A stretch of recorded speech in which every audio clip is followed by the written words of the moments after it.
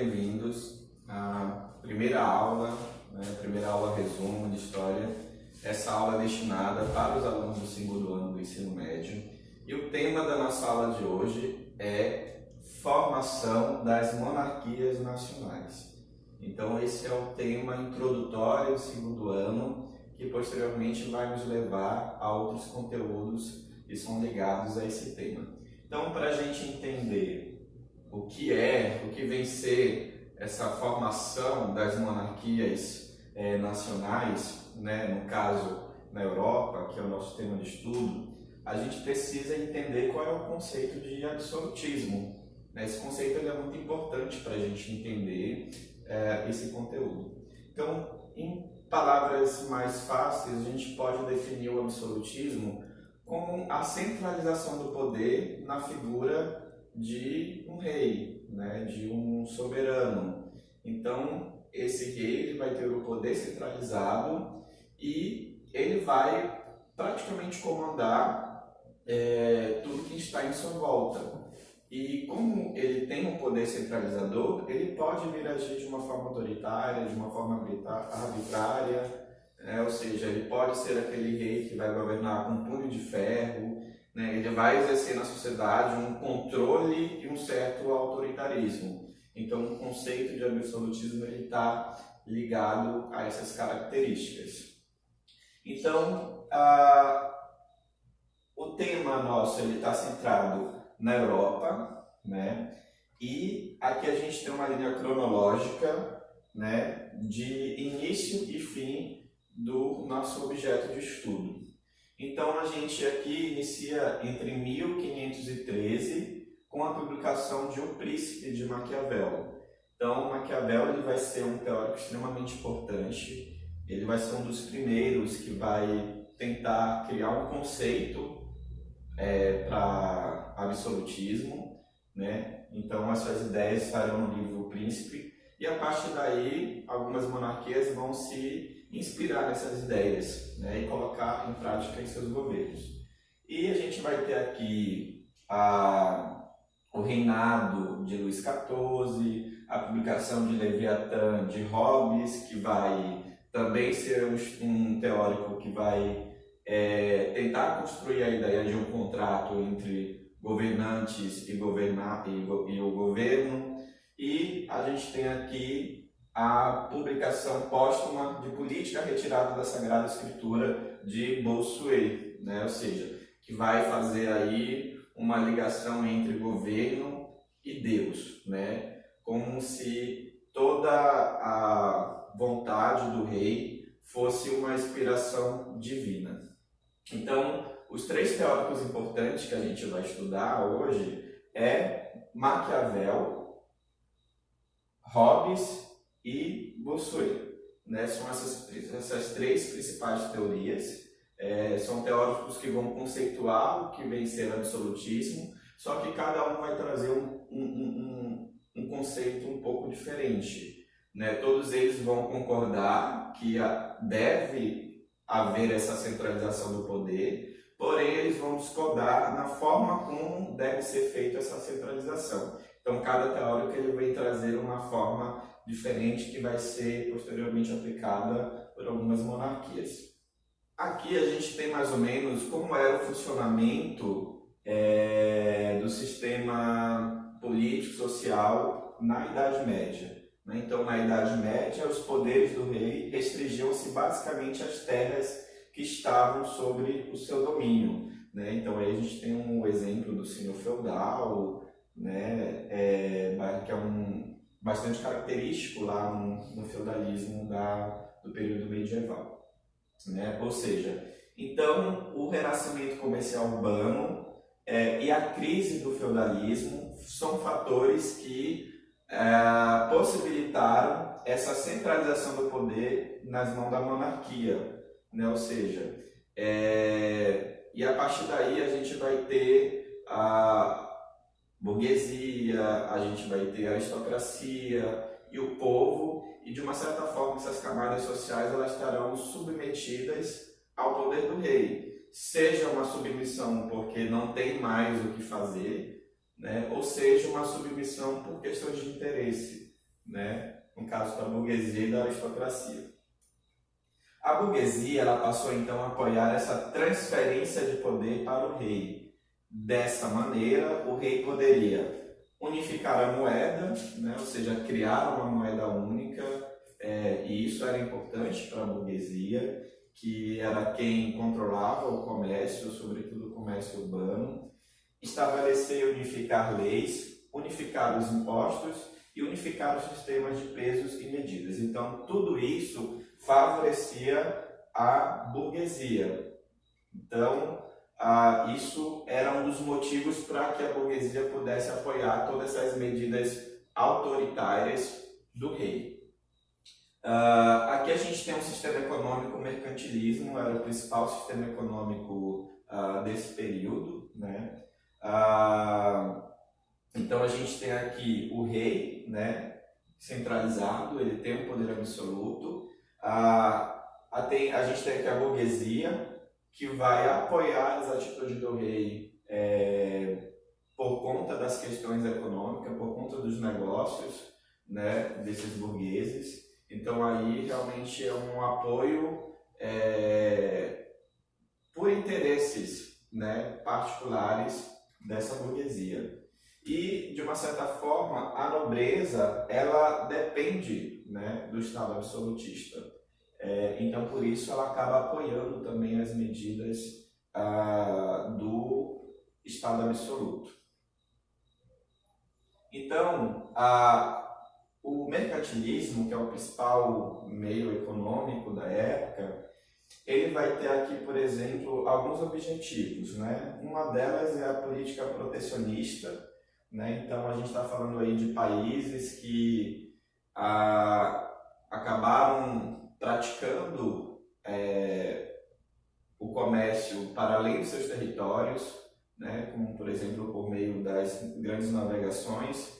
Então, são nações que chegaram a colonizar outros territórios, né? Aqui a gente vai ter, no caso do Brasil, né, que vai ser, por exemplo, colonizado por Portugal e, consequentemente, durante o nosso processo de colonização, outras nações virão para o Brasil, né, colônia, na tentativa também de praticar o mesmo sistema de exploração.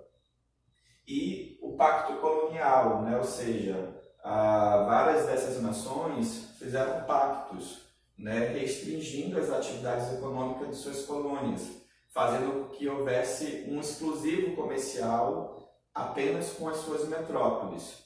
E a gente tem aqui uma acumulação de metais preciosos, né, ou seja, um dos objetivos de exploração dessas colônias, principalmente na América, né, que é o nosso caso mais próximo, é a questão também de matérias-primas, especiarias, metais preciosos. Então, a colonização, né, nesse período, ela se pautou por essas características. Um dos principais teóricos que vai iniciar esse movimento, né, de personagens que vão conceituar o absolutismo e propor formas de se alcançar esse objetivo de centralização do poder. Então a gente tem aqui o Maquiavel, né? O Maquiavel ele vai ser o percussor, né? Ele vai, através da obra O Príncipe, ele vai propor aí o conceito de absolutismo e como é que se chegaria a essa forma de governo. Então a frase célebre dele é: os fins justificam os meios. Então Maquiavel ele vai tentar aí propor a separação entre política e moral, né? Então, por meio disso, ele vai tentar justificar esse domínio do rei, né, sobre a sociedade. E, ao mesmo tempo, ele vai tentar afastar a igreja, né, fazendo com que a igreja ela não interfira nas questões políticas. Só que mesmo a gente falando que isso é um sistema de governo absoluto, mas não era tão absoluto, porque o poder do rei era também um pouco limitado, né? Mesmo esses teóricos propondo a não interferência da igreja no sistema político, a igreja ela era também fundamental para a sociedade, né? Porque todos os valores morais, né, os valores religiosos, eles eram pautados pela igreja. Então, de uma certa forma, o rei acabaria, portanto, apoiando, né, a permanência da igreja, porque ela era fundamental para a sociedade.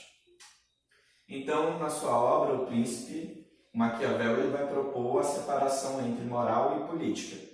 E moral e política era vista como esferas inconciliáveis, pelo menos no que se refere à forma como a igreja concebia o poder político, isto é, atrelado a princípios cristãos. Então, por meio da separação entre política e moral, né, consequentemente aí a gente vai ter um afastamento da igreja das questões políticas. Então, dessa forma, o rei ele poderia controlar a sociedade, ele poderia agir de uma forma tirana, de uma forma autoritária, né? Então, essa aqui seria uma forma para Maquiavel, né, do rei concretizar aí o que vem ser o absolutismo na visão dele. Um outro teórico importante que é o Thomas Hobbes. Thomas Hobbes ele vai criar uma obra chamada Leviatã. E aqui a gente vai ter uma frase muito importante que vai meio que definir a teoria de Thomas Hobbes, que é o homem é o lobo do homem. Então aqui ele vai definir o estado de natureza como algo que, de uma certa forma, vai impedir a sociedade de viver de uma forma harmoniosa, né? Ou seja, então esse estado de natureza, de uma certa forma, ele fala que por conta da ganância, né, por conta disso, de uma certa forma, que vai gerar maldade no ser humano, o ser humano ele vai estar disposto a criar conflitos, criar guerras, desentendimentos. O ser humano, nesse estado de natureza, onde o homem é o lobo do homem, onde o homem é o lobo do próprio homem, então o ser humano ele vai estar ali criando conflitos, criando guerras, ou seja, ele não tem controle de si.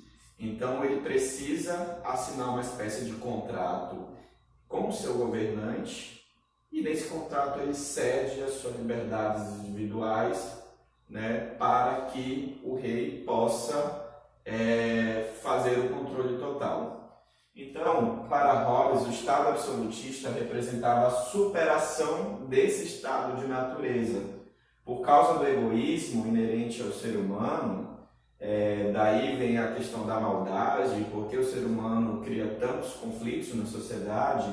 Segundo ele, a sociedade teria uma tendência ao caos e à desarticulação, pois os indivíduos estariam dispostos a destruir um aos outros para satisfazer seus interesses. E essa concepção ela vai dar origem à afirmação, né, do Thomas Hobbes: o homem é o lobo do homem, ou seja, o ser humano, né, ele praticamente está atrelado ao caos, né, por conta desse estado de natureza, né, ou seja, aquela natureza animal. Então isso leva o ser humano ao caos, né, isso consequentemente gera vários conflitos, várias guerras.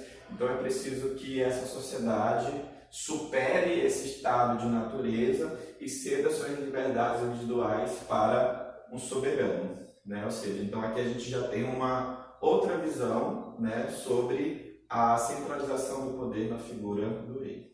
Bom, por último, a gente tem um teórico que também é extremamente importante e ele vai ter uma nova visão a respeito do poder centralizado na figura do rei. Esse teórico ele chama Jacques Bossuet e ele vai desenvolver a teoria divina dos reis.